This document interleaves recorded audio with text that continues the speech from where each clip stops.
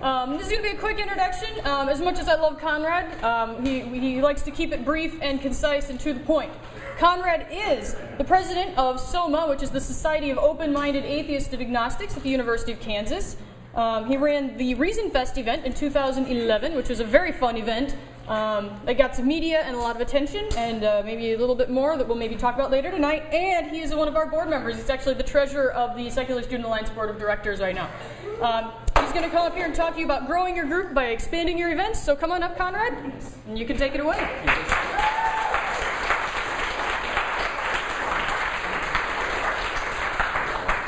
Hi, everybody. I'm Conrad Hudson, and hi.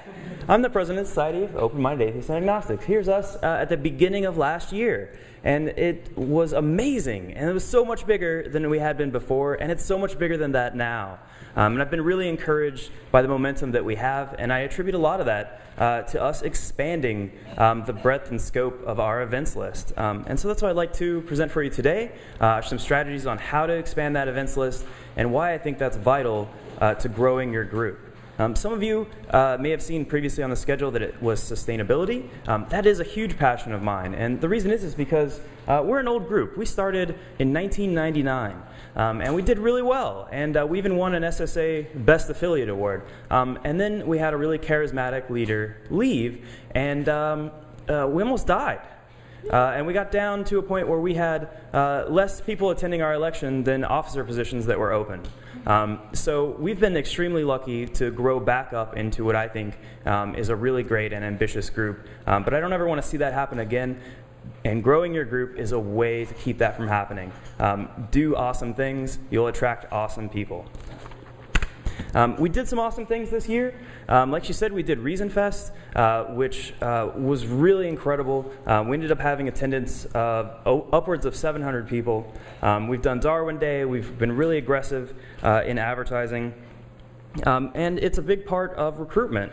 If you attended the tabling talk, I'm sure you already have more tips than I could give you on tabling, other than just be friendly and smile. But some things beyond that, some opportunities for recruitment include summer surveys. Our campus has a summer survey that they send out to incoming freshmen to ask them who they want more information from. We got over 150 email addresses from that, people that wanted information about us. If you do that, make sure that you're ready to deal with it. Have a listserv. Have a way to communicate with these people. There's a service called MailChimp, which basically gives you a free listserv to send out as long as you send less than like 15,000 emails a month. So I think you should be okay on that. Know your campus. Maximize your impact. Where do people look for information? When we did Reason Fest, we did everything. We did radio ads. We did TV ads. We put a banner on the biggest student hangout building on campus. And yet, when our surveys showed that the majority of people heard about us from chalking, because that's where people on our campus look for information. So learn whatever that is and focus on that in addition to everything else. When you're looking for members, go to socially aligned groups. At our freshman info fair, we were doing great. We brought in 50, 60, 70 people that were looking for information. It was starting to wind down. I thought, I'm going to go and talk to groups I want to join in addition. So I went to talk to Queers and Allies, and I went to talk to a group called Commission on the Status of Women, and I couldn't get any information about their groups because I was too busy giving out SOMA business cards. Their members are your members. Those people are the ones that are rebelling against what the restrictions religion has put on our society and the injustices that it's causing. And they're a great place to get members. And go to events where your crowd's going to be. That's me inviting Shirley Phelps to Reason Fest. She came. She didn't come inside, but she came. But the reason I'm there is because I saw them protesting, and I ran to my car, and I got out a stack of flyers, and I handed them to the crowd that was there. Because they weren't there to hear the Phelps sermon. They were there because they disagreed with them, and that's my crowd. So go to those kinds of events. If Bill Maher's in town, go to that event. Advertise your group. Get those people. Once you get them there, be accessible. Consider creating a welcoming committee. When people come, they're not automatically a part of your community. They're just in your room. So take some officers, take some friendly members, wear name tags, go and connect with them. Make them parts of your group, and they'll come back. because equally challenging to getting people to your groups is getting them to come back. And the best way to do that is to form relationships. Have info sheets available that they can take. This is especially good for tabling so that they can be reminded of what you're doing. And facilitate conversations between new members. This is more than just doing icebreakers at the beginning of your meetings. Make it your goal in speaking not to communicate your wisdom, but to get them involved in the conversation. They have things to say, and they'll be more engaged if they're able to say them. And you can continue from there. And make sure and personally invite them places. The reason I'm involved in SOMA is because my first meeting, I just stood next to the president until everyone left. And then he was like, well, do you want to come hang out? I was like, sure, that'd be great. Not everyone's going to do that. So invite them personally. I want you to come hang out with us. And that's about recognizing who's there and what their needs are, who your target audience is. Be aware that incoming freshmen are not the same as you. They probably don't know what all the fallacies are. And they probably don't know every single speaker that's involved in atheism. So if you use jargon really without explaining it, it could be a problem and make them feel excluded. And be inclusive to agnostics. First of all, there's nothing wrong with being agnostic, but second of all, it's a very common step toward atheism. If your language, if your attitude, if your group is harsh towards agnostics, those people that are coming from small towns and agnosticism is their first step away from religion are not going to come back, and they deserve to be served by your group. And lastly, give them an outlet to speak, because they do have stories to tell, especially if they're coming out of religion. And all this is really about the fact that if your target audience, and your target audience, as Desiree taught us at CFI, is that they should define your message. Because your goal is to get your target to do something. And you have to know those two things before you know your message. And if your target audience is just like you, your group can't get bigger than the group of people that are just like you. And there's diversity everywhere, including the atheist community. And what happens if you just worry about your core? You're a douchebag, right? So do more than just worry about your core. My thesis on doing that is about expanding. Expand your list when it comes to socials, when it comes to activism, when it comes to pride, when it comes to creating variety. And you can't forget, even though some people like to, heart. All of those powers combined are what grow your group. So don't forget that. So I'm going to go through those one at a time. Variety, discussions. They're oftentimes the basis of groups, especially when they're in the small and medium areas. So when you're doing those, keep in mind as you grow that you need to allow people to be part of discussions. 12 people listening to 3 people talk is not a discussion, and it's not going to grow your group. Okay, so you have to create small groups. You have to work to get quiet people involved, and have students get involved in being even speakers as well. I'll come back to that. But add speakers to your discussions. Some people don't like to talk at all, no matter how often you engage them, but they might want to learn. So this is about expanding what opportunities you're giving them to get value from your group. And look for strategies for supporting multiple directions. Are you personally really diplomatic? I am. But I don't think that gives me the right to make my group solely extremely liberally diplomatic. Because there's people that are in my community that are not very diplomatic, and they deserve to have a group to go to as well. And a great way to do that is to word your mission statement correctly and stick to it. It's not just a piece in your constitution. Your mission statement allows you to look at each and every event and say, does it serve my mission statement? Not, is it personally exactly what I would do? Does it serve my mission? Look for feedback. Listen to feedback, not argue with it. You can decide if it's wrong later. Listen. Be professional. You have to strike a balance here, because who you are in normal society might not be who you need to be in front of people in order to grow your group. If you're really vulgar and like really profane jokes, we'd probably get along really well. But I don't want you in front of my group, because that's not how everyone is. And if I'm professional, it allows vulgar and non-vulgar people in my audience. If I'm vulgar, I only get one, and we want to grow. When it comes to socials are an opportunity and a responsibility. Okay?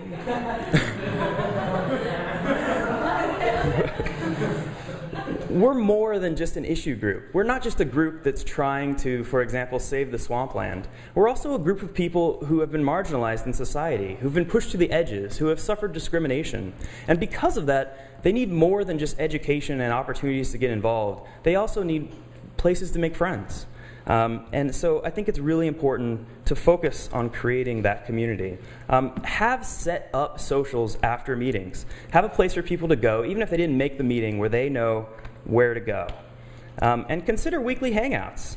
This is a coffee shop that we go to at least once a week. And we play games and we talk. And there's no set discussion. It's just a place for people to have fellowship. This is something that religious groups do really well, that we don't always, but it creates group cohesion.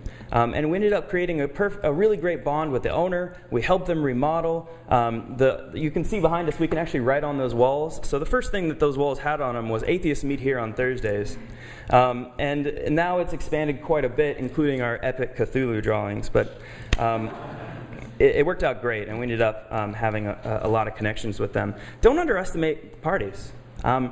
You have to be careful, okay? You need to protect your group from liability, and you need to be safe, and you need to follow the rules of student groups on your university. But people make friends at parties. They make lifelong friends, and they let loose a little bit more. And they do things that aren't necessarily atheism related, but there's always that chance it's going to break into a philosophical discussion. If you did anything last night, you know exactly what I'm talking about. And those are invigorating. Those are awesome. Do it.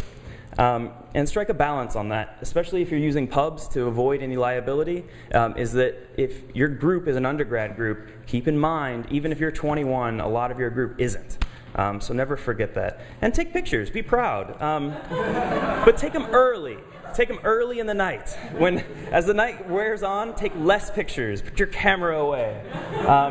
Facebook is about creating an image, and the image you want to create is that your group is exciting, that your group is fun, that you should be envious if you're not at my group's activities, but maybe not on the right here. We had an issue on communications, typical Jesse. People doing cake stands? Right, exactly.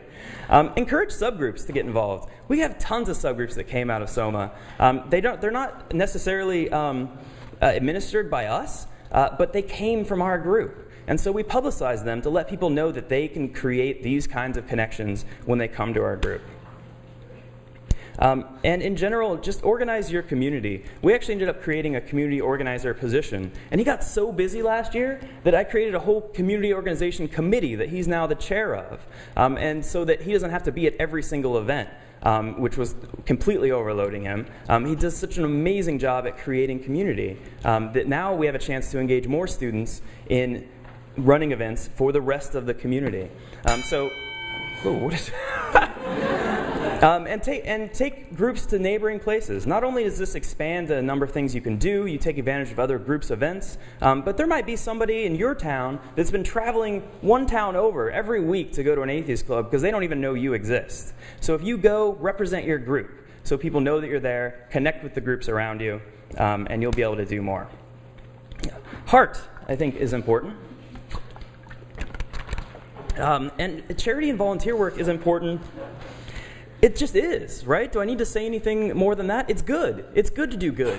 But it does even more for your group. It attracts a different kind of crowd than the people that want to sit around and philosophize and talk about atheism. And as we talk about diversity, something to keep in mind, over and over as we survey our crowd, women are the ones that are the most excited about charity and volunteer work. They're the ones that without fail are stepping up in my group to lead these activities and create opportunities to do good in your community. If you want women in your group, get them involved, ask them what they're passionate about, and put them in charge of a project. And over that has been charity and volunteer work, and it's been amazing. And small stuff counts too. You can just put it in front of a discussion group. Pack envelopes for Doctors Without Borders. Okay, now you have something that's an icebreaker and it does good. I'm gonna, for time, go a little bit here, but they're really easy to add to everything. When Phelps came out and protested us, we said, okay, we'll raise money for Planned Parenthood. It literally took 20 minutes before Reason Fest. We raised a couple $100 for Planned Parenthood. And it made partnerships with other people really easy when I could start the conversation with, and we're doing this for this good cause. and make them fun. This is our soul auction, where we basically auctioned off the right to make us do really embarrassing things. There's my community organizer shaving my treasurer's head into a monk haircut, and every one of us reached the top level for donations to get those things to happen, because it was fun. People wanted to see it happen. It's basically throwing a ball and dunking your boss, right? And believe me, when we were at the level where we needed $25 more for him to get his head shaved, we got that $25 more, because it was fun. It was fun. People like giving money. Activism. Again, campus preachers, they can be useful. People have fun. Watch out for what I call the Phelps effect, which is that your news stories get taken over by what you're protesting instead of your message. I'm going to keep moving here, but Ask an Atheist is great. It lets people be proud of who they are, and I'll talk more about pride as we go. And part of activism is engaging religious groups. And if you went to Ed's fantastic talk, you know that there's a lot of strategies for doing so. When we did a survey for Reason Fest, we found that nearly 50% of our audience pictured here were religious. And it was because we cooperated with a religious group to bring in the other speaker, and we tasked them with marketing to their people. And so they came in and they heard our message. And this is, again, about going beyond your core. Things like interfaith service, even if you don't like them, there are people in your community that do. And if it fits with your mission statement, you should be supporting them so that they can grow, so that they can be part of your group, so that they can join your exec board and give you more balance in the directions that you're moving. Pride. People who are proud tell their friends. People who are proud are engaged. They're happy to come to your events. So help them be proud. Do big events.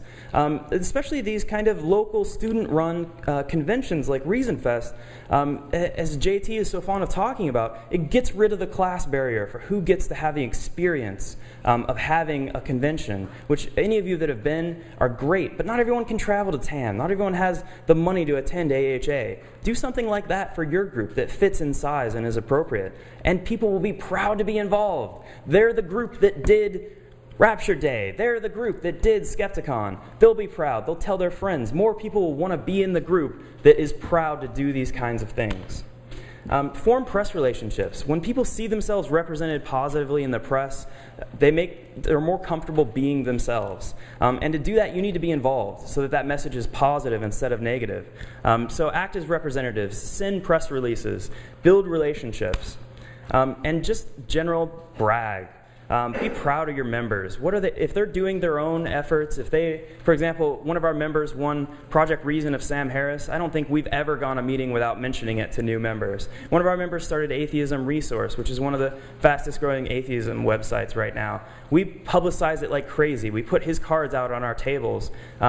So give the impression, and have that impression be true, that your members are doing things, and that people who get involved in your group can also do things. And post pictures, keep people up to date so that people can join you halfway through the semester and still feel like they're part of it. Use your members' talents. If they are good at something, have them do a presentation. If they're a journalist, have them write your press releases. If they're a web designer, have them do your website. This engages people. This gets them, again, to have pride, and it makes your group better. I can't write press releases as well as someone who's in the journalism school. And so my efforts there will be better. They'll bring new projects to you, make them coordinators for those projects. Expanding your events list shouldn't overload your officer corps. It should allow you to have your group members more engaged, because those new directions are being delegated to the people that are in your group. And let them own their departments too. But the point is not that you should not be serving your corps. The core is important. It's kind of what keeps you going. You should be expanding your core. Your core should involve more people of more diversity, and ultimately should make your group stronger. How big can your list be? It can be as big as you want it to, but know that in advance. Get a big old calendar and map out a year-long plan. Put secular holidays on there so that when you see a space in your event list, you see something that other people are already commemorating and can already do an event on that. And that calendar is more than just for your planning. It's also for everyone. If people see your calendar, they can plan for your events, and they'll attend. If you're doing so many events that you're serving multiple parts of the community, not everyone's going to come to every event. However, if you have 2 events and 30 people come to each of them, that can be 60 unique people if the schedule's out there and people can go to what they find value from. You don't want people to come to events they don't find value from. That means they won't come back. So show them what you're doing and allow them to find where they will find the most value. And you can actually find, there's no shortage of the number of things you can commemorate. Go to secularstudents.org/holidays and look at all of these different things. When you see Darwin Day, when you see Talk Like a Pirate Day, you'll know what to do. You'll plan a Pastafarian pasta party just because it's Talk Like a Pirate Day. Everyone will dress up like pirates, and you'll be doing something new. Just lastly, this is a tragedy, okay? This is horrible. Why? Why is it horrible? Imagine there were no DVDs. Imagine there was no torrents. There was no Hulu.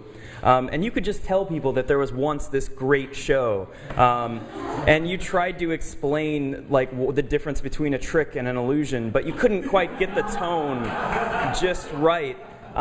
They wouldn't get value from that. And the reason is because it didn't matter how great this group was. It didn't keep going. That's bad. It doesn't matter how awesome your group is. If your group dies when you leave, you failed. Don't fail. If you're really committed to doing this, if you're really in this for selfless reasons, if you're here to serve your community, if you're here to move forward the movement, you owe it to the students you serve and the country you live and the world you live to make sure it keeps going. And you do that by training new people, by getting them involved early. Those new people will train, in turn, more new people who will be future leaders.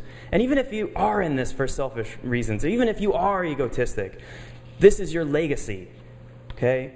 You don't want to be talked about as the guy who had a great group that died. You want to be talked about the guy or woman who started an event that kept going and did more than you ever could have imagined it did.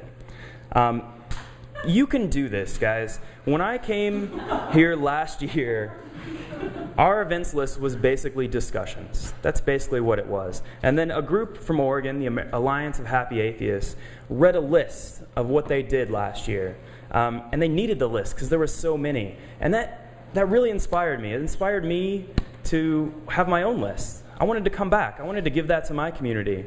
You have support. You have us. We're all here. You have Secular Student Alliance Leader Space to bounce ideas off of, to get help. You have resources from the Secular Student Alliance, from every other group that supports students like CFI and AA and FFRF. You have passion. You're here. You have passion. You got up this morning. You have passion. You have ideas. You have all the ideas you got from all of these events. You can do this. Make your own list. Come back here and inspire the next generation of leaders. Thank you.